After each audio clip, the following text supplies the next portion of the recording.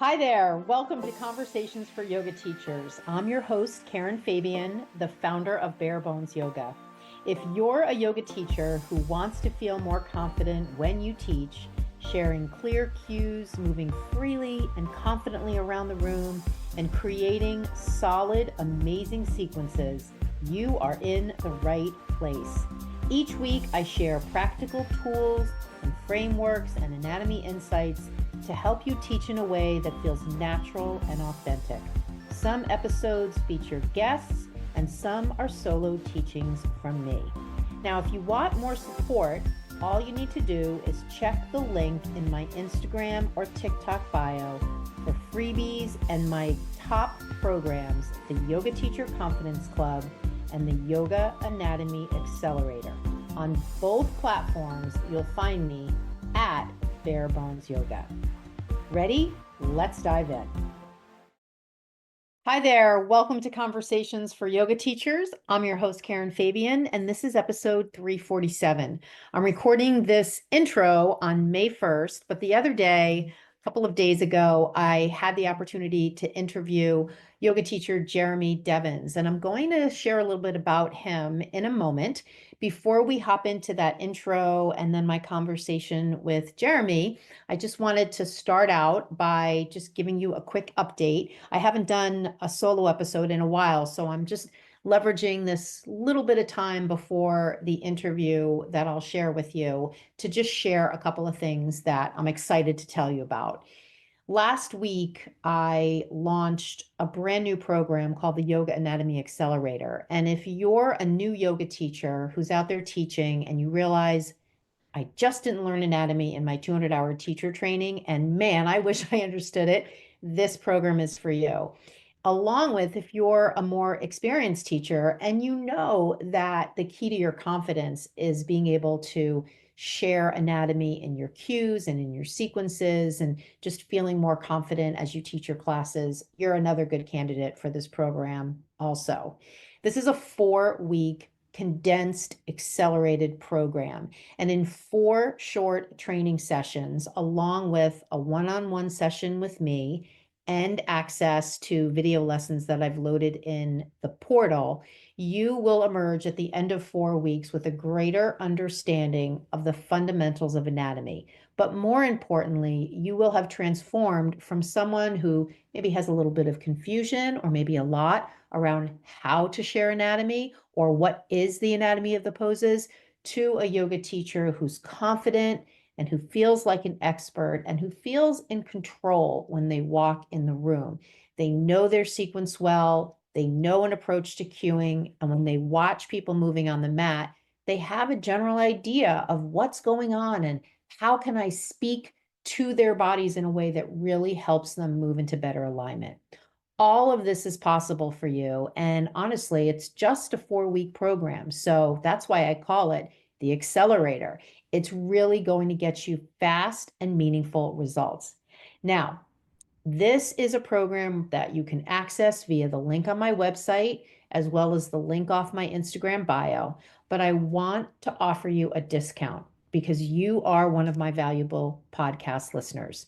So to get the discount code, send me a DM on Instagram and just say podcast offer accelerator. And I'll send you the code to get $50 off, and the entire investment will drop to $347. And that's it. For that, you'll get the 4 live training sessions, the replays of all the training sessions, a one-on-one coaching call with me, and access to the video portal where I've loaded up several key lessons in anatomy, as well as other resources for you, all together for just $347. So it's an amazing deal with amazing results ready for you to realize. So with that, I want to take a quick pivot here and introduce my guest. Jeremy Devens was kind enough to have me on his podcast, the Yoga Teacher Training Podcast. And as of the date of this recording, that hasn't gone live yet, but it will be going live next week. I met Jeremy as a result of getting connected and being on his show. And as he was interviewing me, I thought he would make a great guest for my podcast. So I invited him to come on. Jeremy has a wealth of teaching experience, both in person and online. And quite honestly, in this conversation, you're going to hear how he leverages both social media marketing and internet marketing, and how he's leveraged that over the years to build a really strong brand and offer for yoga teachers. He teaches hundreds of people all over the world that are regular returning students that come to him via his online programs and classes. And so if you're someone who's thinking about starting to teach online, Jeremy is definitely somebody that you're going to want to connect with. In the show notes for this episode, you'll also see a number of links that he has extended to you, several of which will give you access to resources and things that we mention when we have this conversation. So I know you're really going to love this. I've had a lot of guests on of late, but there's nothing more special to me than having a conversation with another yoga teacher. I think we need to do more of this. We need to get more yoga teachers together, having real, meaningful conversations about topics that are important to us. And so this conversation that you'll listen to is what I hope to be one example of just good content, good collaboration. And I hope it inspires you to not only connect with Jeremy, but maybe to dive into some of the things that he talks about in this conversation. So with that, I'm going to hop over to that episode and you will be able to access those links for all of the follow-up that you want to do with Jeremy. If you want to connect with him on social, on his website, attend one of his trainings, download any of the free resources that he offers, we'll have all of that in the show notes for you. All right, with that, let's hop over to my conversation with Jeremy Devens. All right. Hello, Jeremy. Welcome to the show.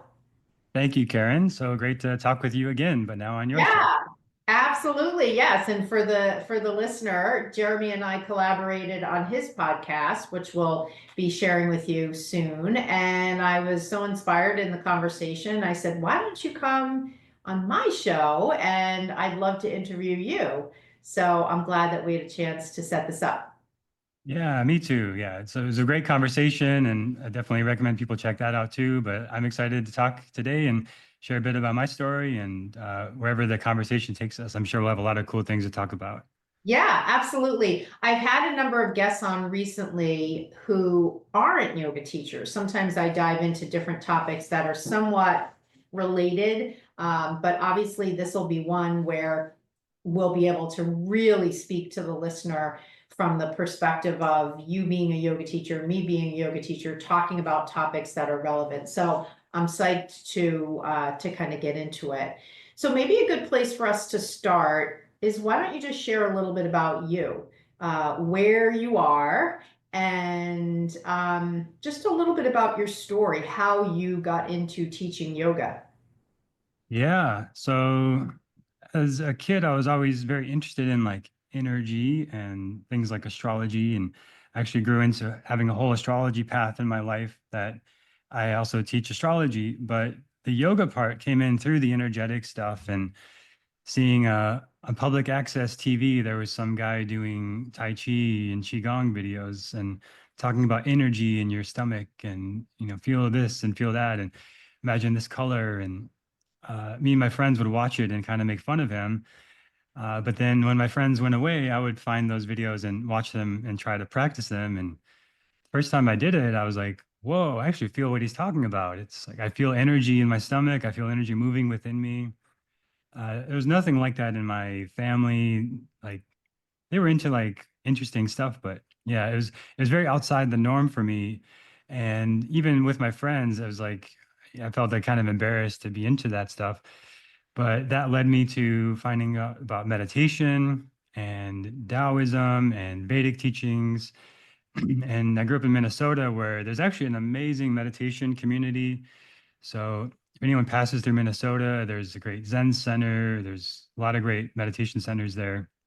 And I was very fortunate to start learning there. And the first time I actually went to a meditation class, I just wanted to laugh the whole time. It was very serious and quiet and peaceful and serene, but I felt so good in my body and so like flooded with endorphins and presence. And I can still remember in vivid detail like everything about that room and the sunlight on the floor and how many people were there. And that moment just really was like a big turning point. And I was maybe 20, 21 or something like that. And I just was like, there's something here. Because I was like struggling with depression at that point and feeling very lost in my life. I didn't grow up with a father, grew up in a lot of poverty. But this meditation was just sitting still, doing nothing. And I found incredible peace in that. And I was just hooked. Like I just wanted to go. I was going every Sunday to this sort of meditation Dharma talk and class. And that they also offered yoga classes. So that started to get me to yoga. And then the gym I went to offered yoga classes, and I would walk by and see it was all women, no guys in there. All the guys are at the weights.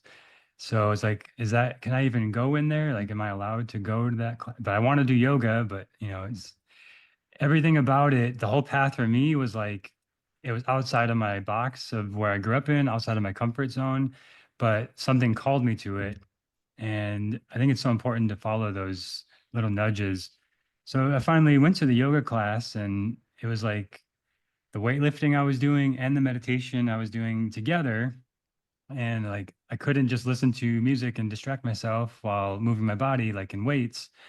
And I wasn't just sitting still, like in meditation, but it was like a moving meditation.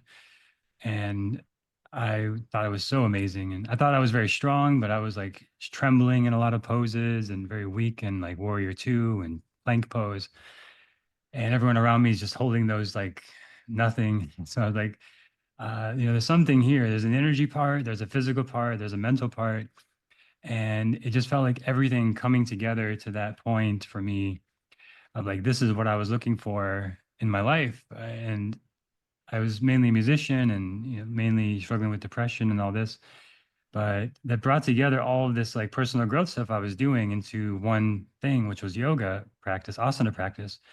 And I was hooked and amazed. And I was like, I'm going to come here every day.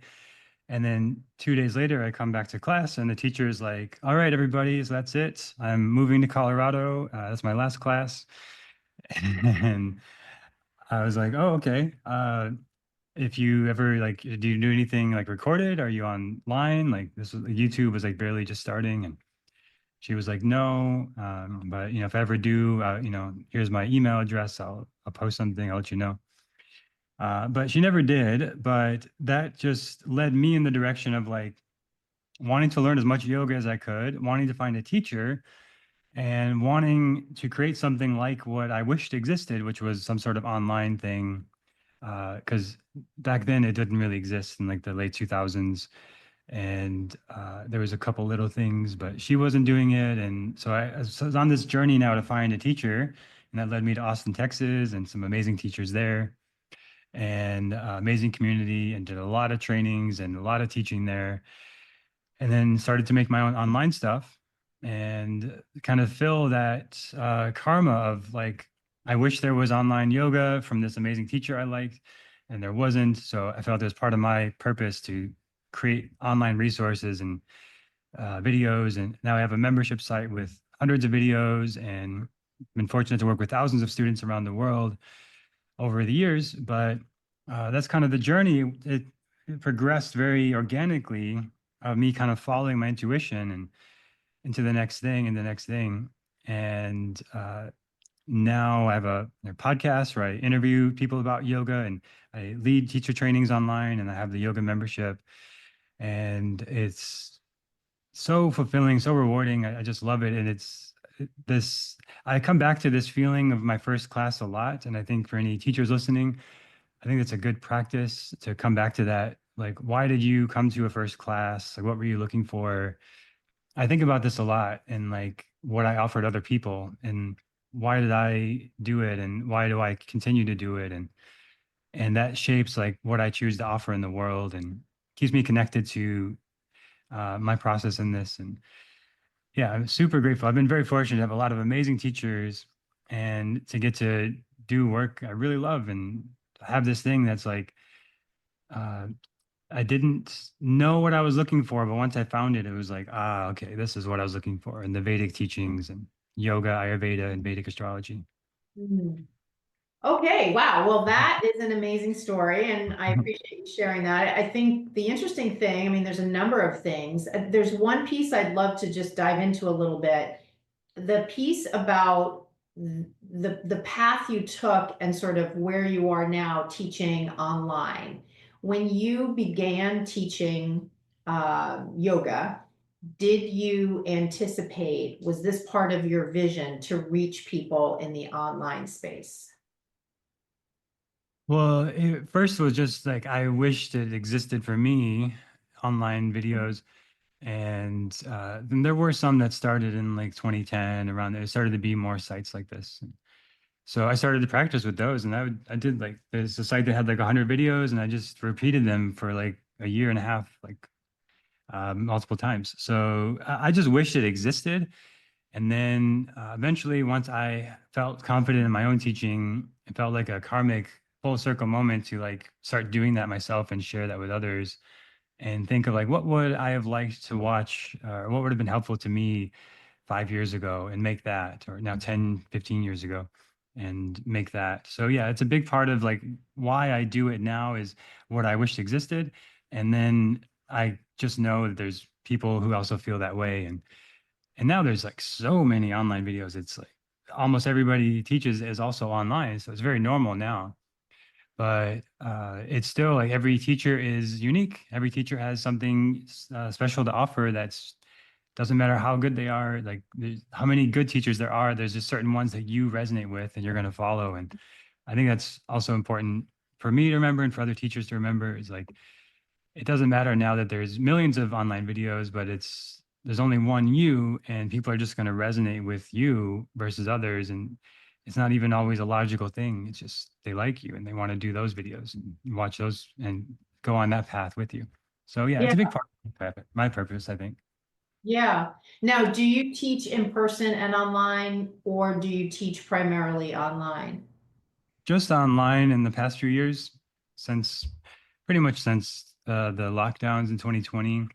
It's been almost all online, but I've done like some retreats and workshops and stuff like that. Yep. And how do people find you? How do you build community online? Because I know when I talk to yoga teachers who are teaching in person, but they want to add an online component, they're not sure with all the sea of teachers out there how people will find them and how they'll be able to build sort of critical mass. Yeah. So what I started to do when I was still just teaching in person was like, for example, in the seasonal changes, I would teach different things about the doshas. So like Vata season started, I would start teaching in a more Vata pacifying way and talk about Vata pacifying activities and foods so you could balance your energy. So, like when it's cold and dry outside, you don't start getting dry skin, dry hair, like hair loss, stress, anxiety, colds, flus, things like that. So, you just change your diet a little bit, you change your practice a little bit, and you adapt to the seasons. And I would teach that in the class, but I was learning about marketing and business too. That was part of the path of like, once I really felt confident with yoga and wanted to share it, I realized I had a big gap in like business and marketing skills. And nobody really taught that in the yoga world that I trained with. So I sought that out. And one of the main things everyone said is like, just have an email list. So if people like you and they're coming to your stuff, they want more and they want to stay in touch. So give them a way to do that and say, just put your email here and I'll send you updates. And even better than that is to also give a free, oh, Yep, I can hear you. okay, camera went out. There we go. So even better than just to say sign up for my newsletter is to say, here's a free gift and sign up for my newsletter. And you can always unsubscribe if you don't like it. It's easy to unsubscribe, but it's just something more enticing, more valuable, more interesting than just get my newsletter. And this also like ads allows me to provide at a greater value. Like uh now instead of just saying sign up for a newsletter, I'm giving them this free download. And then like for example, with that one, that was one of the first ones I did for the Vata season. Now they've got a printout that I personally put on my fridge. So I was like always referencing it. So it's like I knew it helped me. So I figured it would help others. And so it's like, yeah, put this on your fridge or keep it out somewhere you can find it throughout the season. And, just reference these behaviors, activities, ways of being, and it's going to help you feel more balanced. And all you got to do is put your email and I'll send that to you and you can have that. And so it's like allows me to start working with people on a deeper level beyond just dropping classes. And now they're connected to my email. So fast forward from like 2015 to 2020, suddenly all the studios closed and I had all those email addresses for 5 years of people who wanted to keep working with me. But if they just saw me at the studio, now they've lost contact unless they try to find me and, all this thing. But I could just email them and say, hey, the studio's closed this week, but if you want to practice with me, come over to Zoom.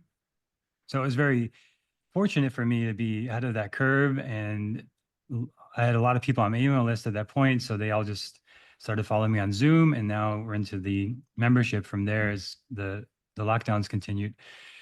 So that is the main thing I would suggest for teachers who are listening who don't have a way of, so if you want a way for people to find you is, uh, there's a step before this we'll talk about next probably, but basically once they're like coming to your class or they are finding you on Instagram or something, they have a way to sign up for your email list and get something of value in return. So that's the main way I think to communicate with people beyond social media or classes, because again, like the classes could be taken away. Social media has changed a lot in the last 15 years where, the platform that everyone's on changes. So if you build a big audience just on the platform, but not your email list, you could lose that access to communicate with them. So the free guide, the free offer, something of value to say, if you like this, enter your email and I'll send you more, and then stay in touch with them with like maybe monthly updates or whenever it feels aligned for you. And now you've got a contact and it's not just somebody passing through a class, which we'll talk about probably next, but like how do you get people to your class and all that. So, but yeah, that's the main thing. Okay, well, I love that because just like you said, you can add value beyond even what you do in person. I mean, in person, we're not really giving somebody a gift as a way to supplement the yoga practice. And you picked a topic that was meaningful to you. So I love how that sort of gives a more rounded out experience for the student. So yeah, why don't you go a little bit further into sharing kind of the next piece? Yeah. So and people listening might be thinking, well, how do I get people to find me to want to sign up for the email list? And that's where I think what really clicked for me was I was teaching in person only, and I would sometimes start a new class. So it's like, okay, now I'm starting Sundays at 10 a.m. I'm teaching a vinyasa class, and nobody knows yet. It's just new. It's a new studio. It just announced. So nobody's going to be there. Maybe a couple people will come, but it's likely going to be a small class the first few times. But if I just keep going, and I saw this so many times for myself as a teacher, if I just keep showing up there, tell everybody Sunday at 10 a.m., new class, here it is, here's where you find me.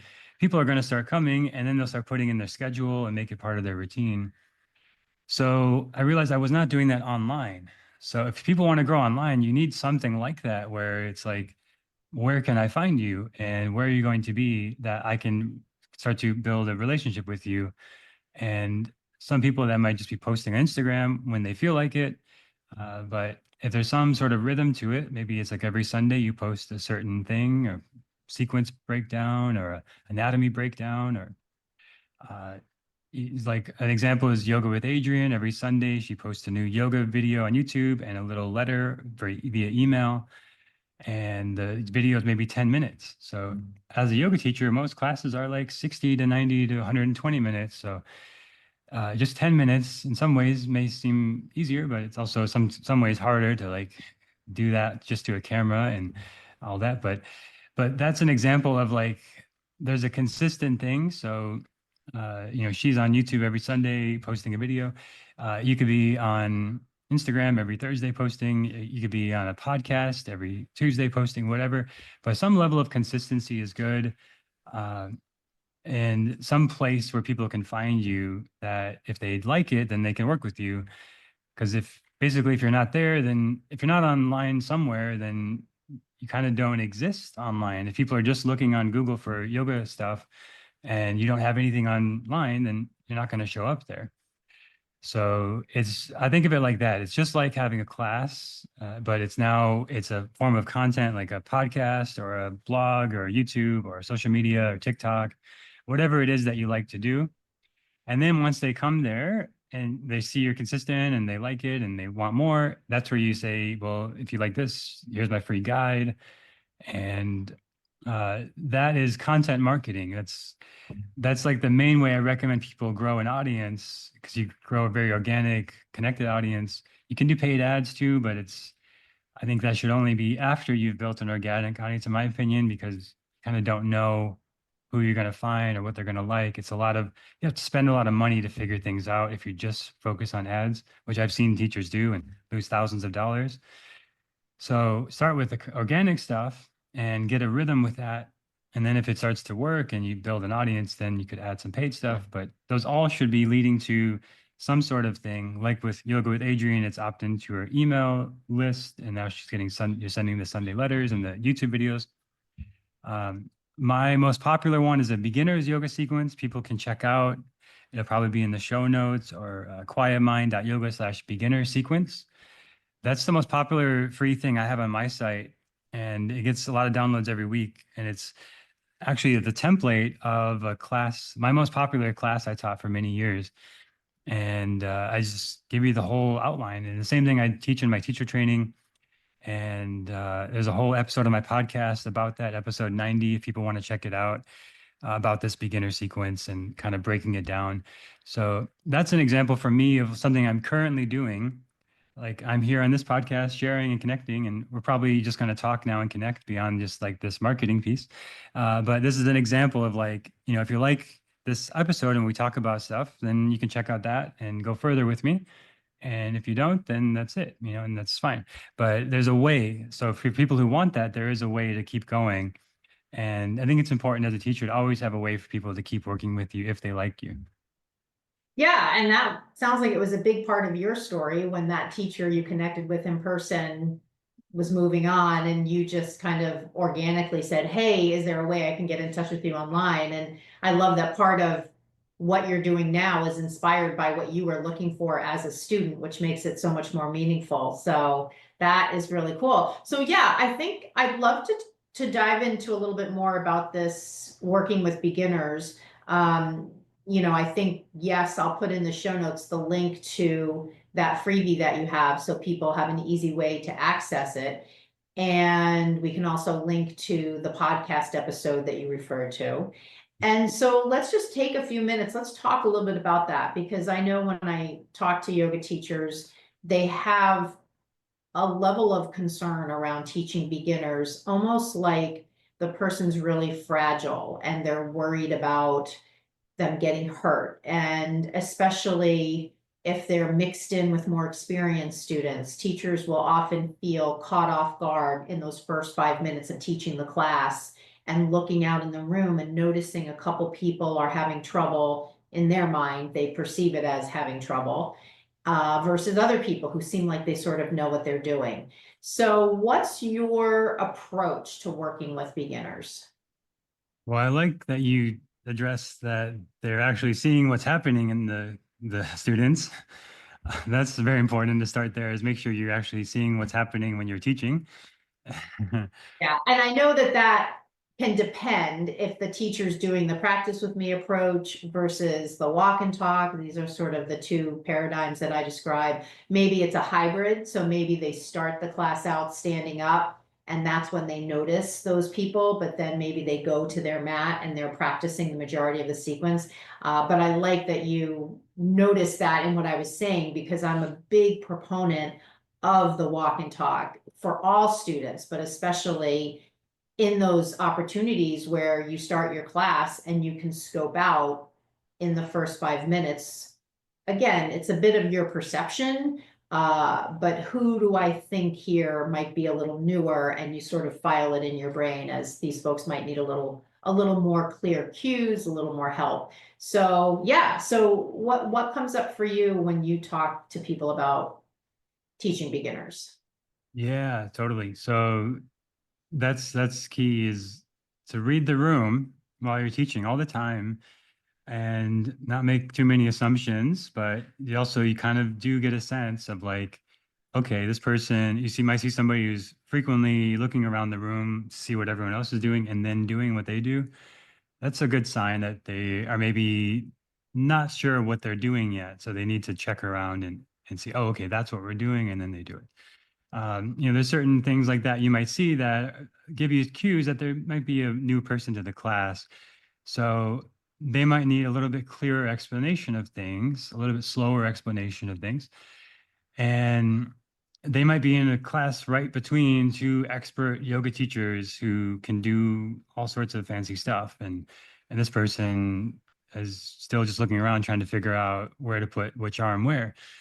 So you can have that in a class of these people. And one of the ways I approach that is um, the giving options along the way to a pose. So starting with the most basic version of the pose and then building upon it. So there's a version of let's say pigeon pose that could be like super deep and require a lot of flexibility. And there's a version of pigeon pose that could be very mild for some people and not require as much flexibility.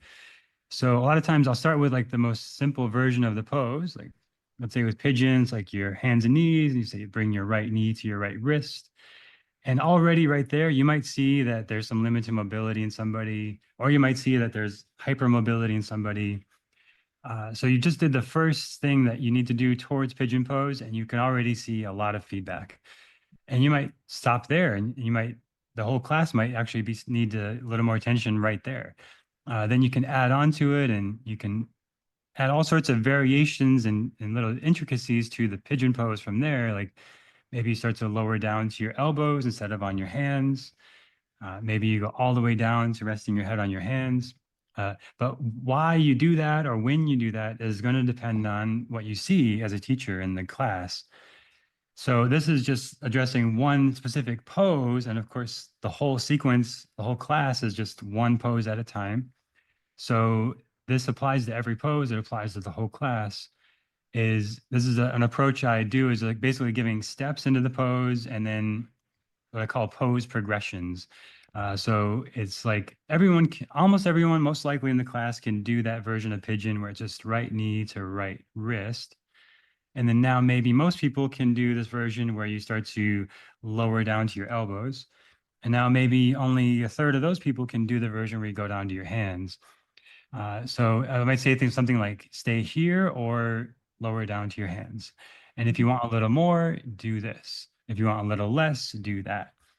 And it's not better or worse. It's not anything other than flexibility, really. And maybe there's actually could be a lot. It could be some stress, could be nervous system dysregulation, but it's not, the main thing I'm saying is it's not a matter of like better or worse, or somebody's a better yoga practitioner or more even advanced necessarily, because sometimes the more advanced thing is to do less and listen to your body and know that you don't need to go into the full range of motion if you just because you can that day.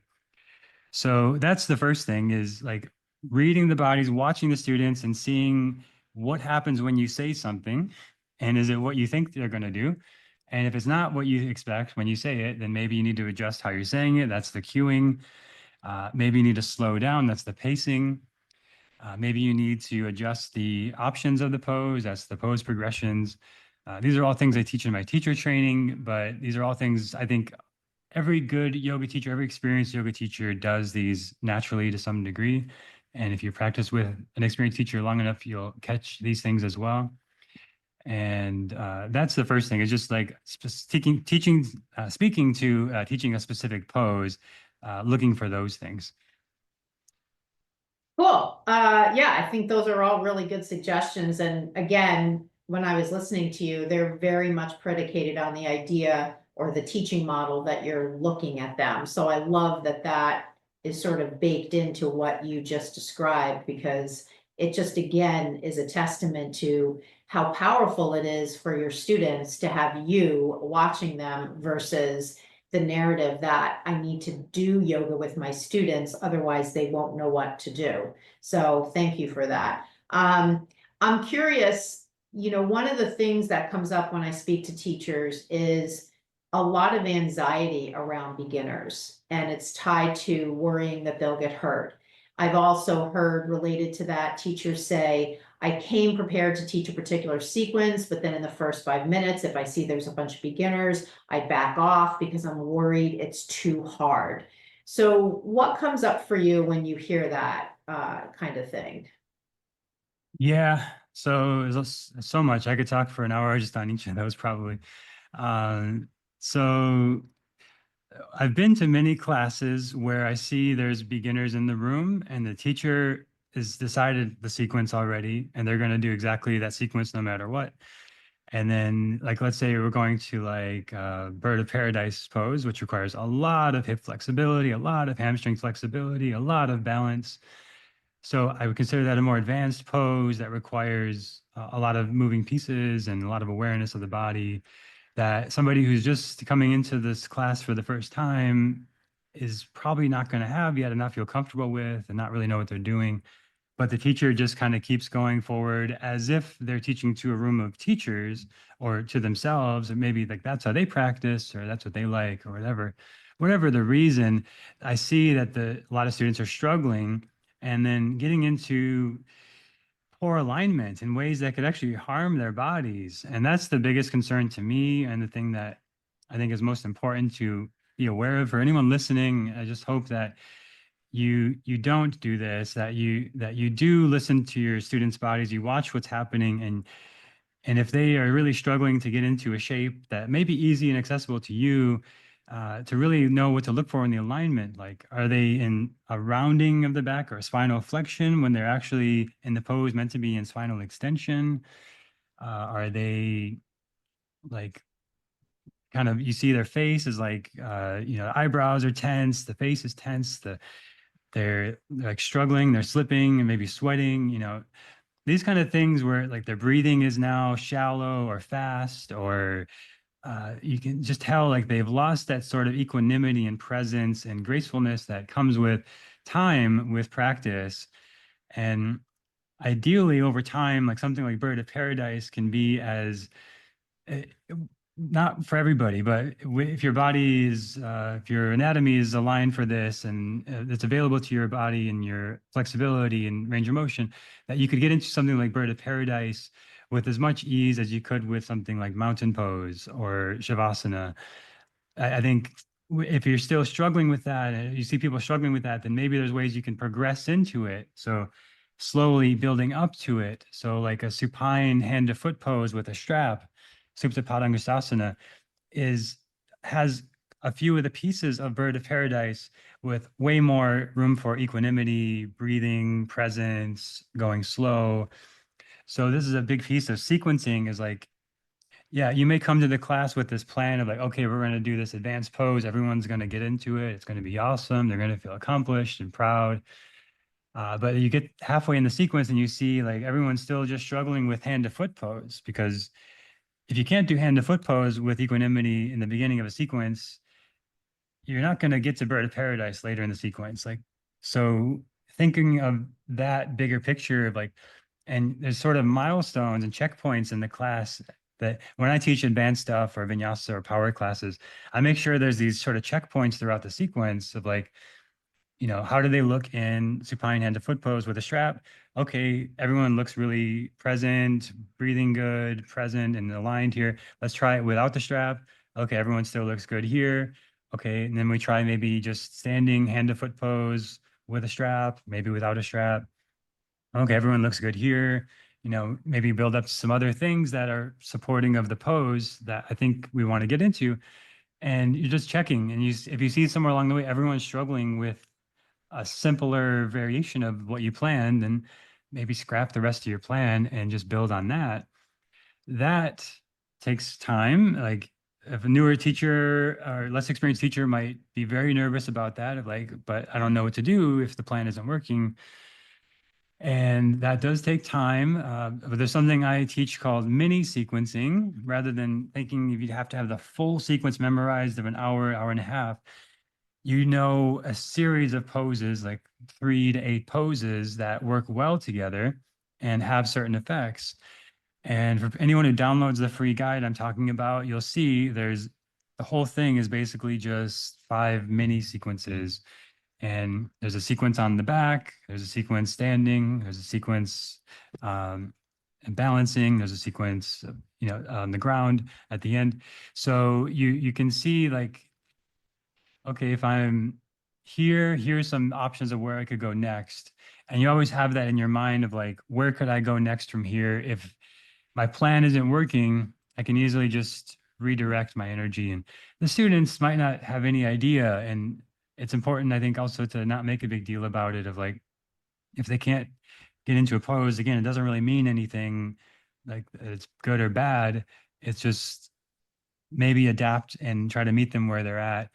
And I know there's some sequences like Bikram and Ashtanga and lineages like that where it's like you don't change it and it's just what it is.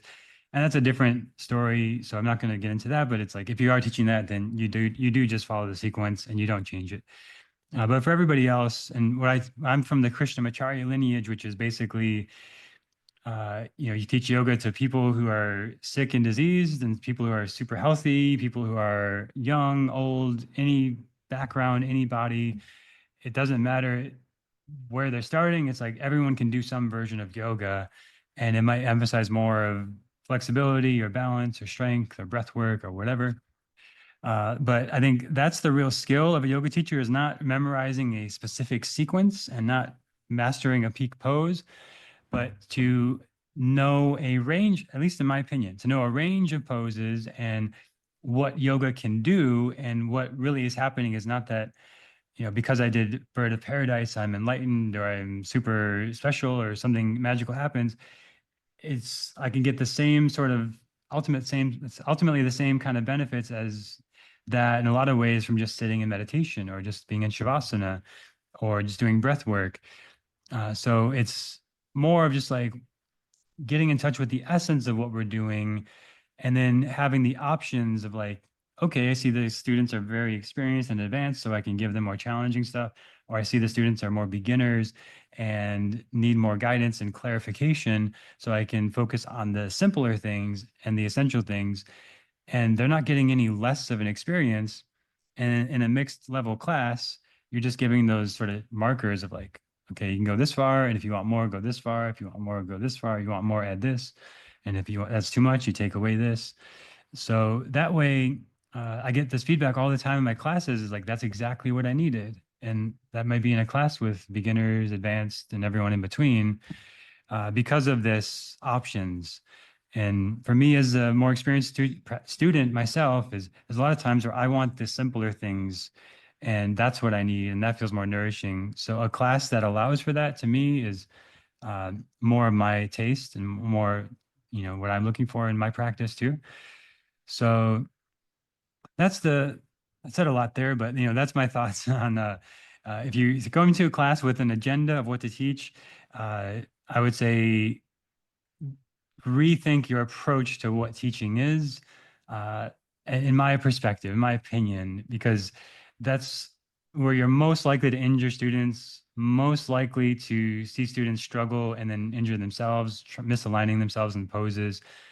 And yeah, you can push your students, you can challenge them. It's okay if they're misaligned sometimes, or they sweat, or they fall, or whatever. That's going to happen at times.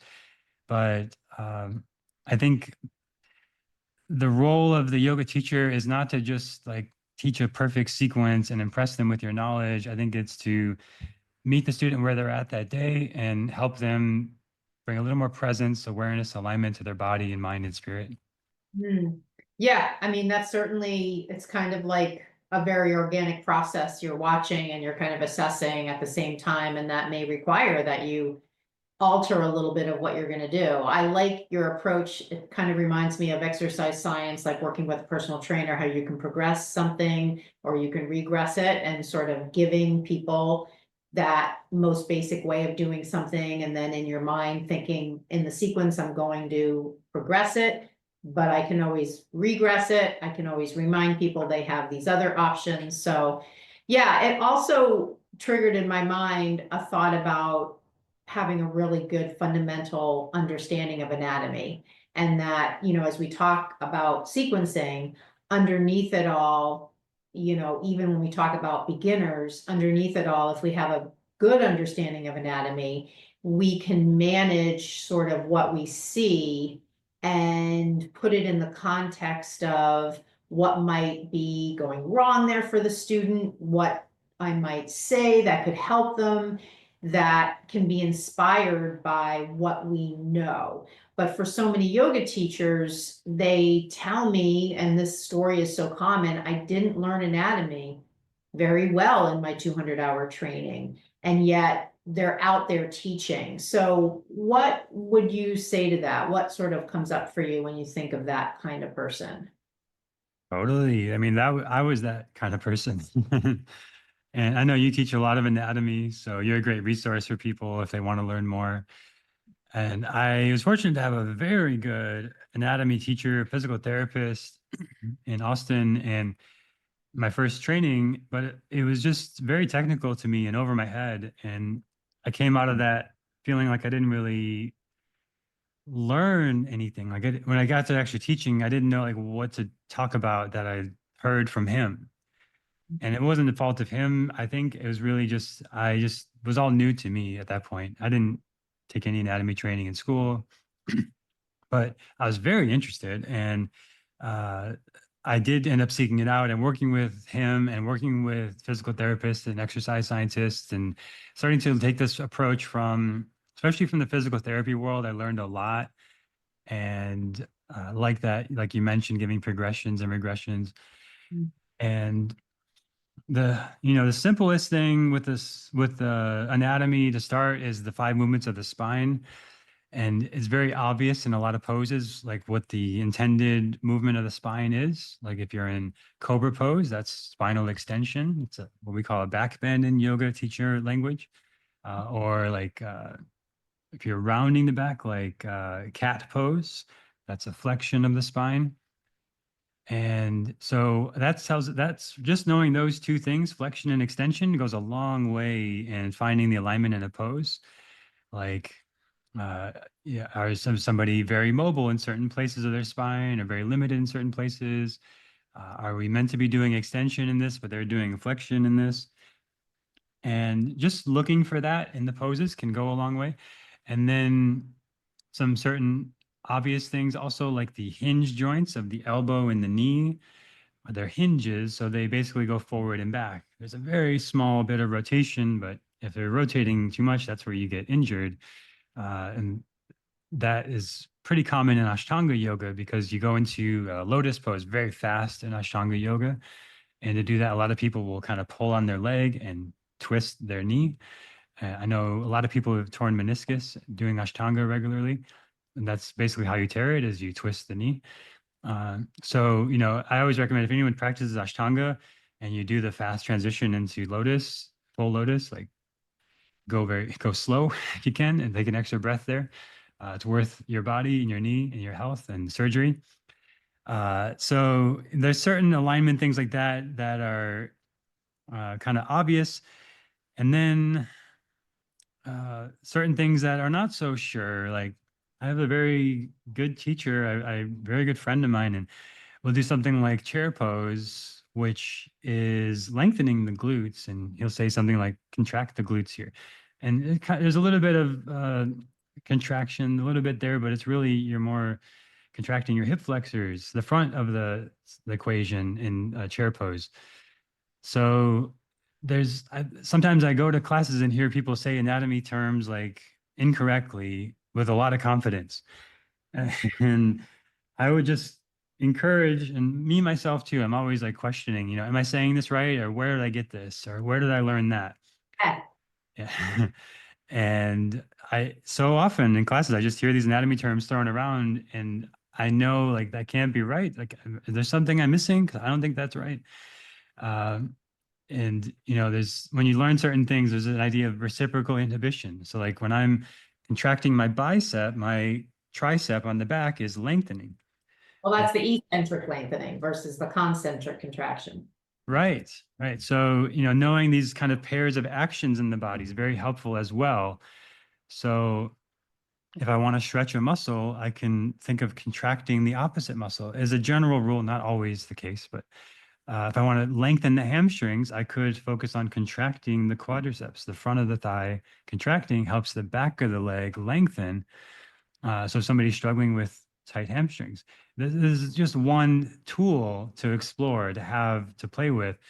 And so I think those are some simple things, but it does take time. The book, The Science of Yoga, is very good. Has a good anatomy breakdown, shows you what's activating in poses, has good diagrams and pictures.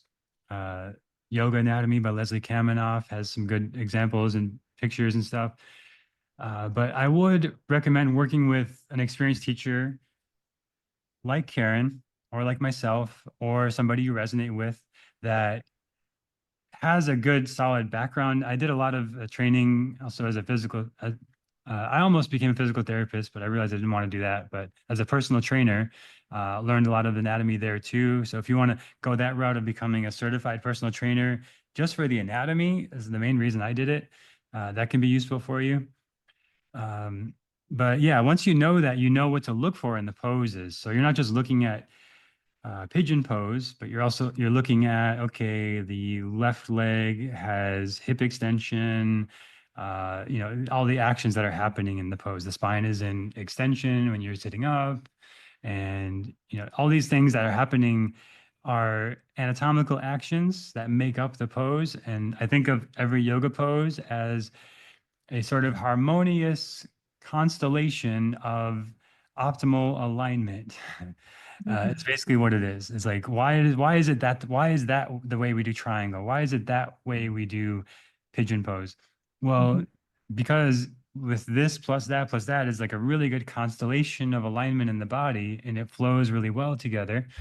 And there's an energetic thing beyond all this, but anatomically it just all flows really well together. And if you go into downward facing dog and you internally rotate your shoulders, that has a whole chain of problems and it like starts to add a lot of stress to a lot of different parts of the shoulder and back and everything, that if you just externally rotate your shoulder in down dog, now it's like this flow and ease and like energy movement through the whole body. The nadis, the energy channels open up.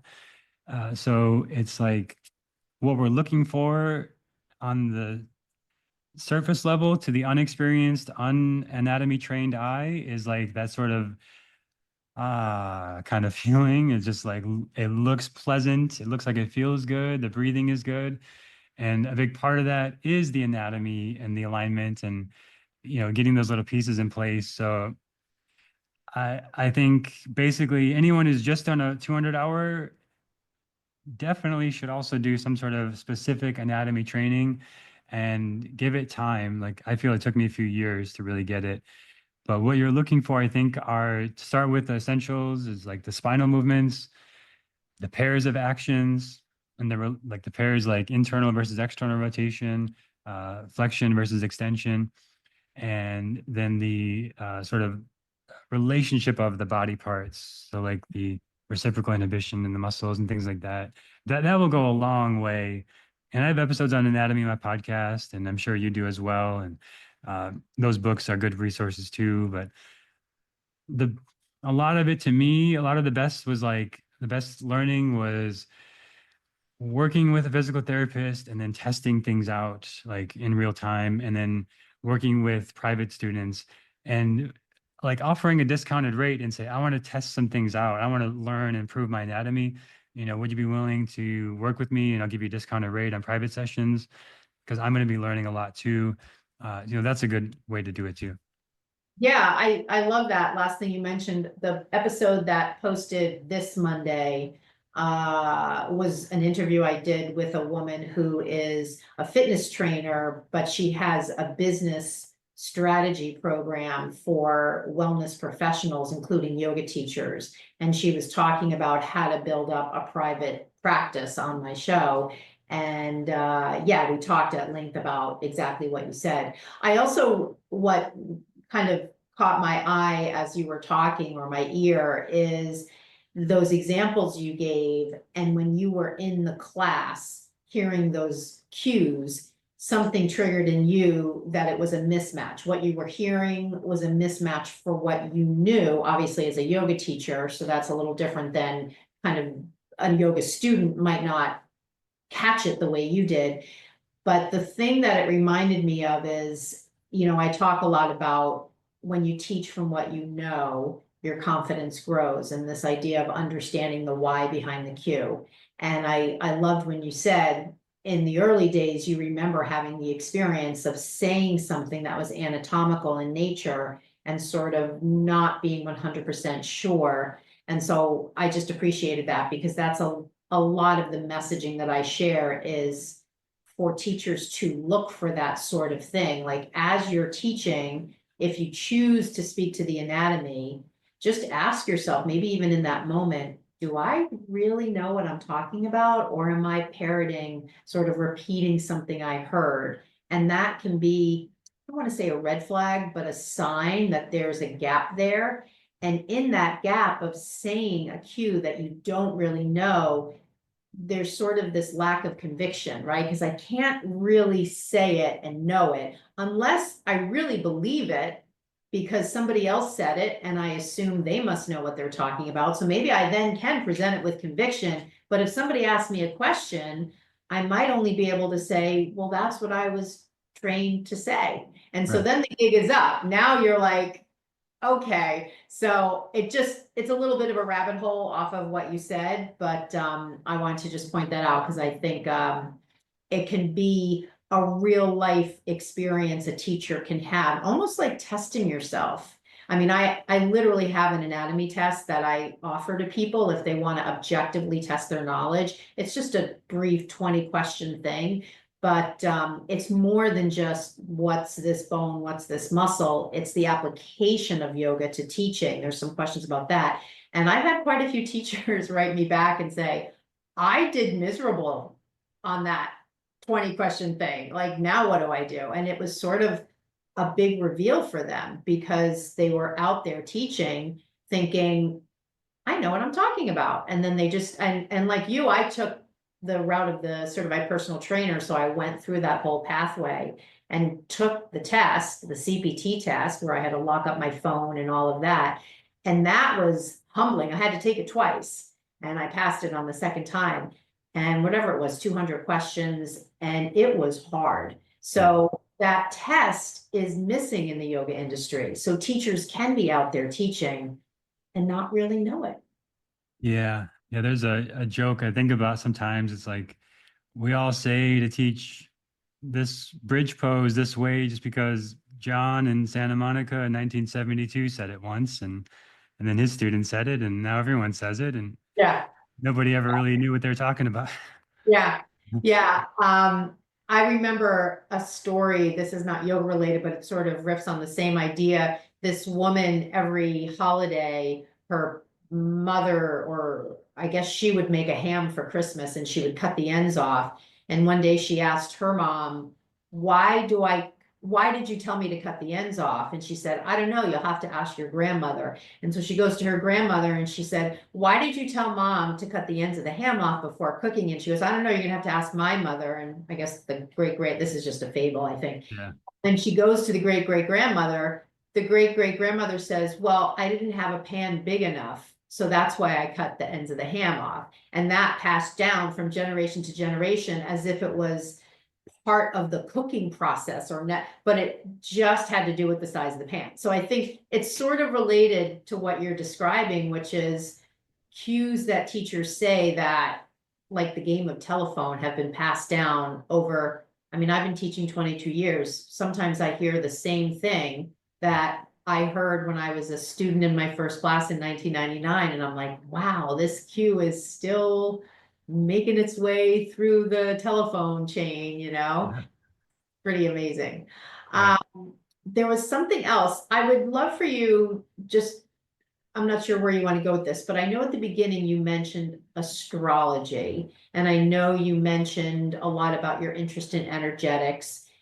How does that come up for you as a teacher? Because I know sometimes people, they can think of themselves as I'm teaching, I'm cueing, I'm sharing anatomy, kind of the physical manifestation type stuff. But there is this whole other channel, and some people are really attracted to that. So, what kinds of tips would you have, or even just what kinds of ways can teachers integrate sort of both into their teaching?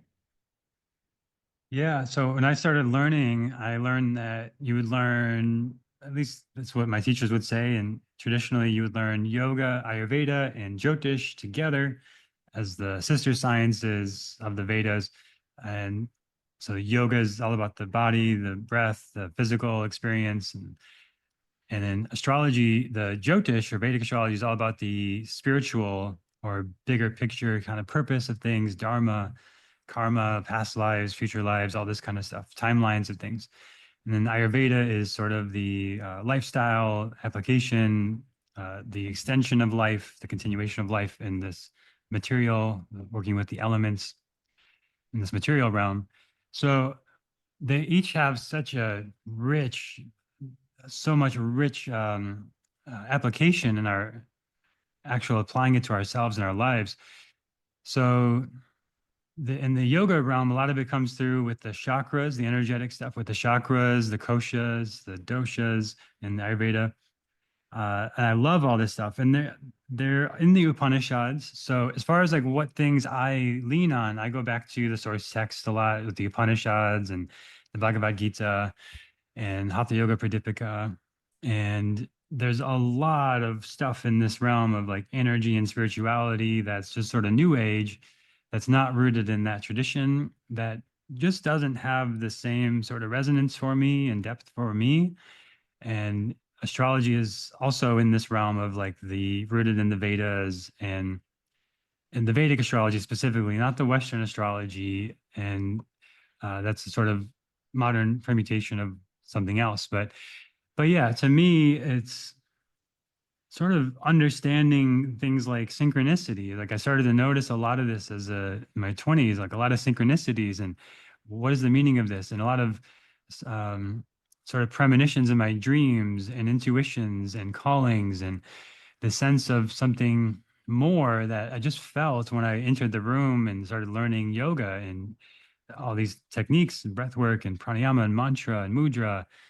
And it's it's like these people in the past were scientists who like figured out, okay, if I touch my fingers like this and breathe in this pattern and say these words, it will have a certain effect.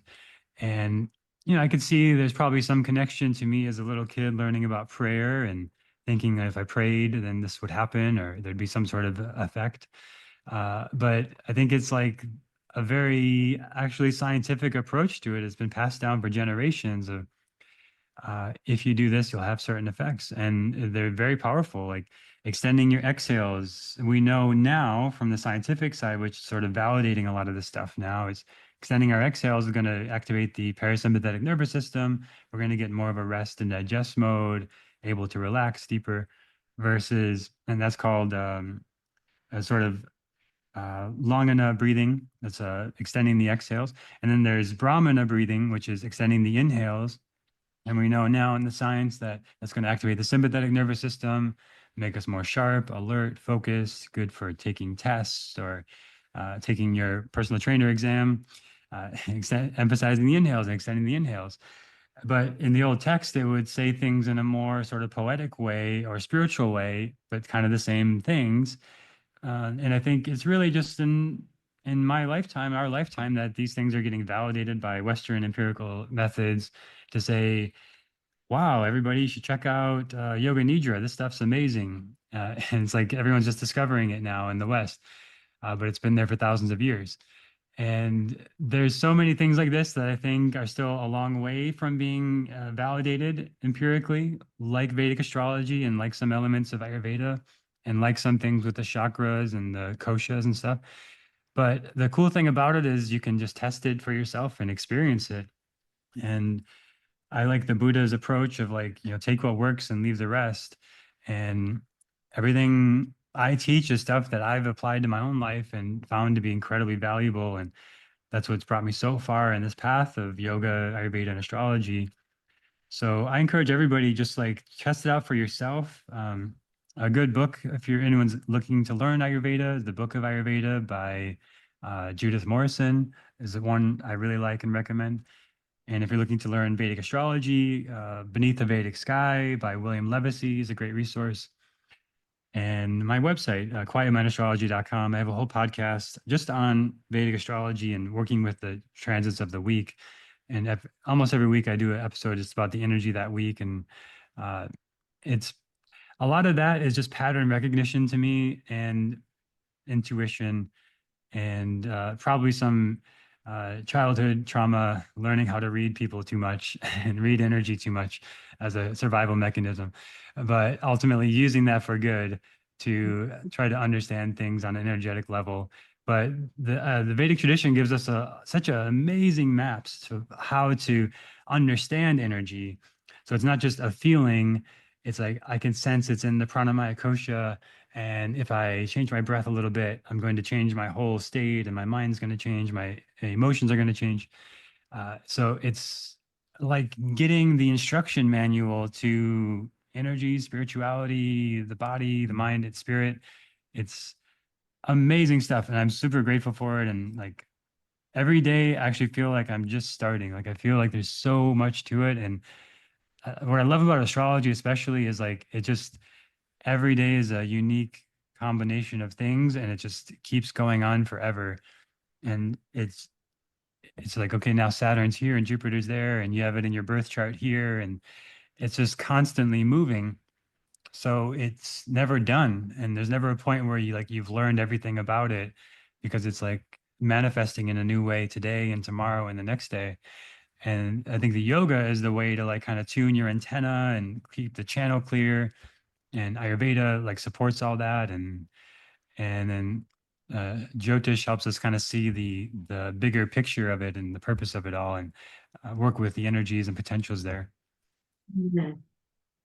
That is really interesting. Yeah, I was listening to a podcast today about dream analysis, and the speaker was talking about dreams as a way to access your subconscious. So it sort of touches on a little bit of what you were saying there.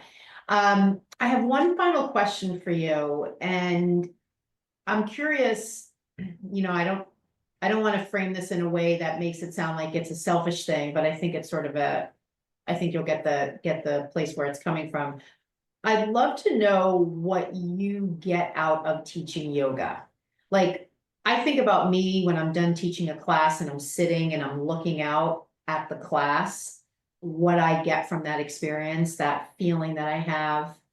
And, I can go into a whole bunch of ways to describe it, but for you, like, what are you getting now that you've been teaching for a long time?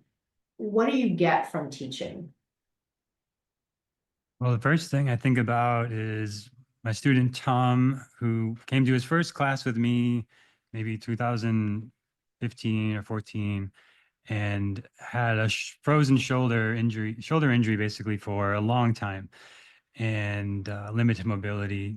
In the first class, like he said, he felt his shoulder move in a way he hasn't felt it move in like 20 years.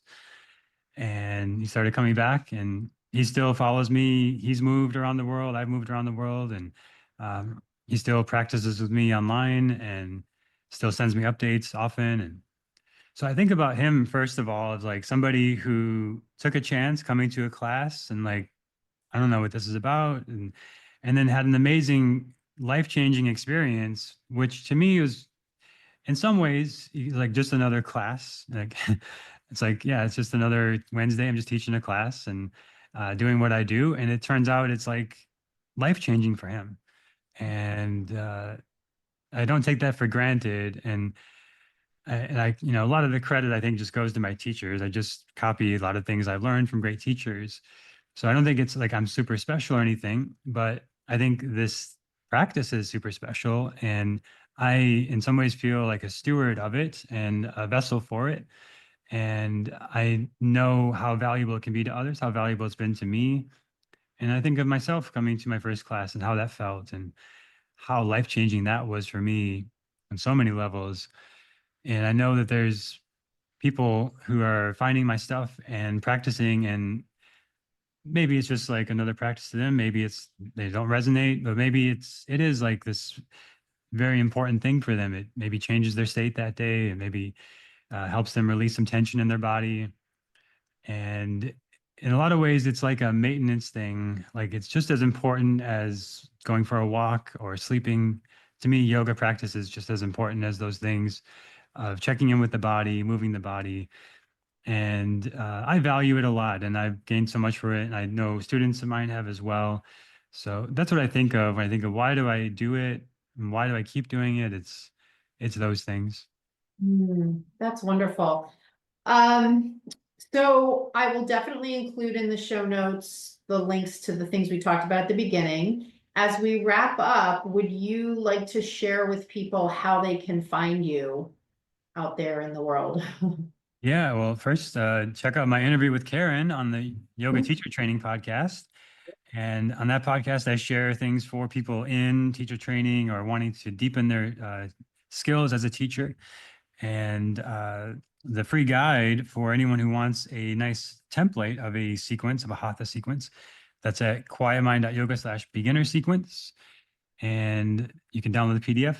And there's an episode of my podcast about that as well. So check that out on the Yoga Teacher Training podcast. And if you want to learn the astrology stuff, that's Quiet Mind Astrology podcast. Those are both on all the platforms. Okay, great. Well, thank you so much. This was really fun and I learned a lot and I loved how we just had all these different topics to talk about. I'm actually going to post this. Today is Tuesday. This will go live on Monday. So I will send you the link and we'll get it out there and post it on YouTube as well since we've got the video portion. So just hang on for 1 second. I'm just going to wrap up the podcast piece and then we'll just chat for a few minutes.